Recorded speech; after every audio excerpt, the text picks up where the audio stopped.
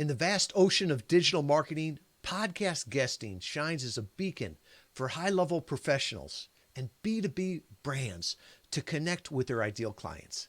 But not everything you heard about it is true.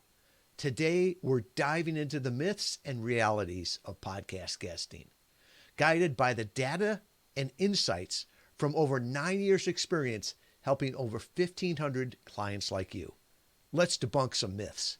Ever heard that more is better? Well, when it comes to podcast guesting, that's not the case. It's very seductive to think that just by appearing on more shows or bigger ones, you're going to be guaranteed success. Here's the reality check. If your message isn't converting listeners into leads now, appearing on more podcasts or bigger ones, well, it's like doubling down on a losing bet. Remember, more is not better. Better is better. The excuse of the ignorant and the cheap. Podcasting is too new, too diverse. There's no data on downloads or demographics or results. Wrong. The truth is the data exists, but it requires an investment to license it. Our team uses dozens of different databases. Tools like Podchaser Pro.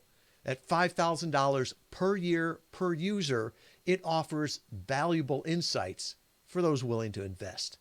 The lesson? Without paying for the data, you're guessing, not guesting.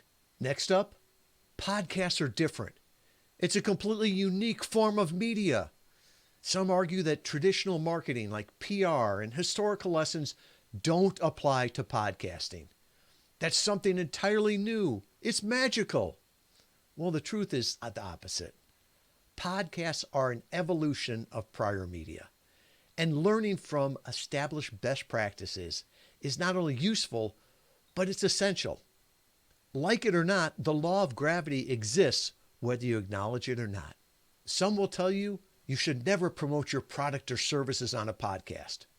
Their logic is that podcast appearances are like PR or exposure. Well, here's the truth.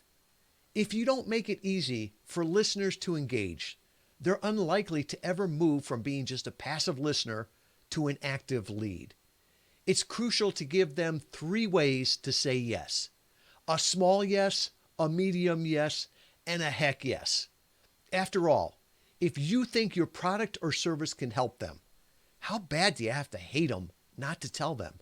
Finally, the misconception that guesting is marketing. Just show up doesn't equate to strategic marketing. Randomly talking on a podcast without a clear plan is like rowing a boat with one oar. You'll hustle and you'll grind and you'll go around in circles. What have you heard about podcast guesting that doesn't seem right? Maybe it's too good to be true. You see, podcast interview marketing can be a powerful marketing channel, but don't expect it to drive results if you don't follow the proven process.